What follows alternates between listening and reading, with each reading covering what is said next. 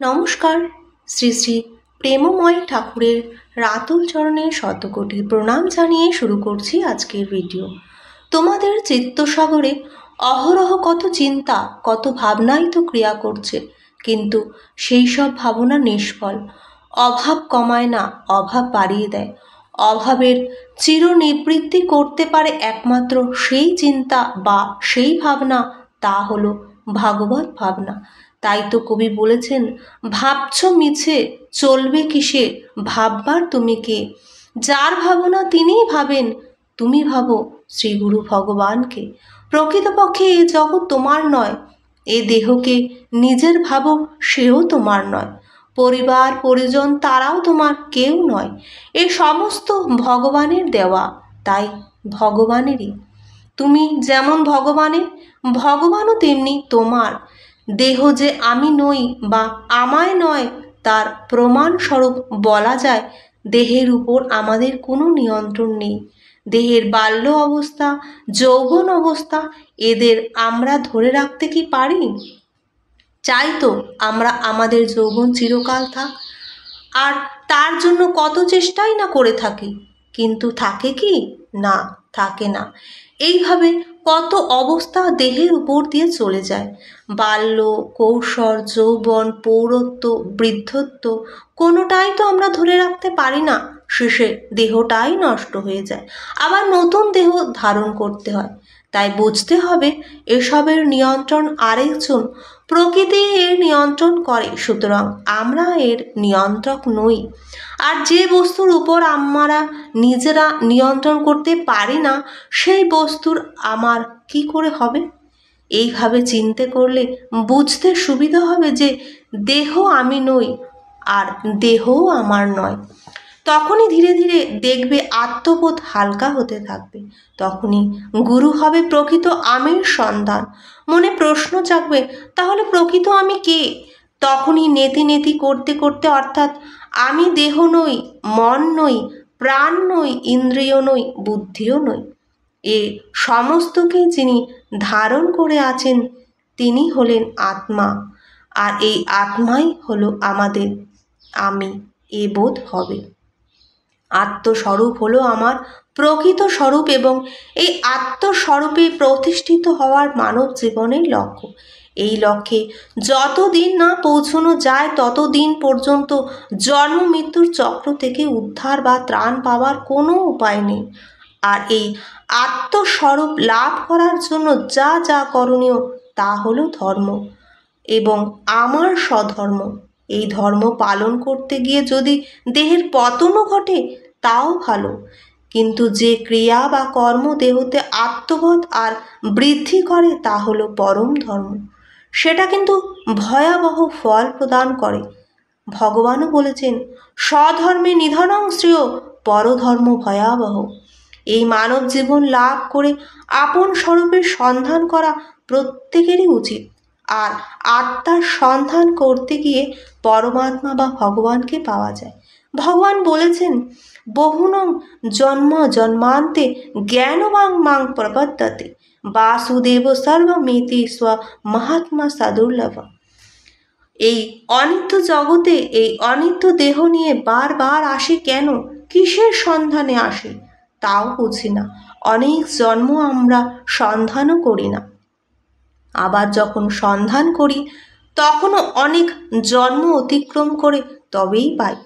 তাই একবার যদি ভগবত কৃপায় এই বোধ আসে, দেহ আমি নই, দেহত্বই আত্মা, আমি, তাহলে এই আমির সন্ধানে উঠে পড়ে লেগে যেতে হয়। এই জন্য শ্রী চৈতন্য মহাপ্রভু এই কলির মানব জাতির জন্য হরি, কৃষ্ণ এবং রাম, এই তিনটি নাম দিয়ে গাথা একটি মালা মানব জাতিকে দান করেছেন। ভগবত ভক্তদের জন্য ভজনের অসীম শক্তি সম্পন্ন এই শ্রেষ্ঠ নামটি হল হরে কৃষ্ণ, কৃষ্ণ কৃষ্ণ হরে হরে, হরে রাম, রাম রাম হরে হরে। মহাপ্রভু এই নামটি জপ করতে করতে, অহর্নিশি এই নাম জপ করলে আমাদের অন্তরের সকল কামনা বাসনাকে ভস্ম করে দিয়ে হৃদয়কে পবিত্র ও কোমল করে এবং নিষ্পাপ করে। তাই তো গাওরে গভীর নাদে হরে কৃষ্ণ নাম। আমাদের পরমার্থ গুরুদেব শ্রী শ্রী দুর্গাপ্রসন্ন পরমহংসদেব বলেছেন, গৃহে প্রবাসে পথে ঘাটে সর্বত্রই এই নাম যেন তোমাদের জপমালা হয়। তোমার শ্রীকণ্ঠের কণ্ঠে কণ্ঠে ধারণ করে সমস্ত বিপদ হইতে ত্রাণ হইতে পারিবে। শ্রী গৌর হরি নামের মাহাত্ম্য নিজ মুখে প্রকাশ করেছেন। হরি নামের বহু অর্থ। 2 মুখ্যতম সর্ব অমঙ্গল হরে, প্রেম দিয়া হরে মন। প্রেম দান করিয়া মন হরণ করেন এই হরিনামের এত বৈশিষ্ট্য ও শ্রেষ্ঠত্ব। শ্রী গুরুদেব বলেছেন, রোজ প্রভাতে বাড়িতে নাম কীর্তন করিলে সব পাপ দূর হইয়া যায়। এই তারক ব্রহ্ম নাম কলির কলুষ সরা। এই শ্রীনাম কীর্তন করো, জপ করো, নামের কাছে নিজেকে আত্মসমর্পণ করো, তাহা হইলেই কলুষ মুক্ত হইয়া বাঁচিতে পারিবে। প্রেম দিয়ে মন হরণ করো, তাহলেই হরিনামের শ্রেষ্ঠত্ব বেদে, রামায়ণে, পূর্ণ ভারতে, ভারতবর্ষে অদৌ চ অন্তে চ মধ্যে চ হরি সর্বত্র গীয়তে। সমগ্র ভাগবত বলে সুখদেব মহারাজ পরীক্ষিতের নিকট ভাগবতের সর্বশেষ এই শ্লোকটি বলেছিলেন, নাম সংকীর্তন যস্য সর্ব পাপ প্রণাস্তনম প্রণমাম দুঃখ মনন্ত নমামি হরিং পদং।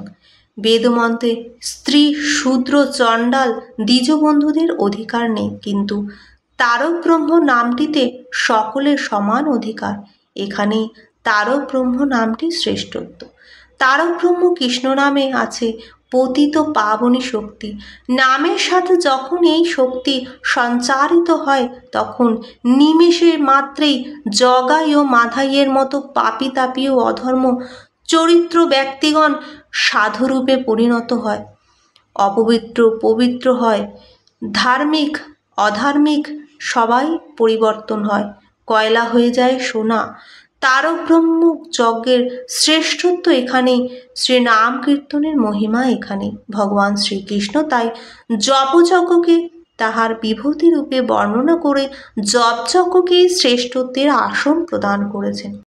তাই শ্রী শ্রী ঠাকুর বলেছেন, এই কৃষ্ণনাম মধুর হইতেও সুমধুর, সকল মঙ্গলের মধ্যে শ্রেষ্ঠ মঙ্গলদায়ক।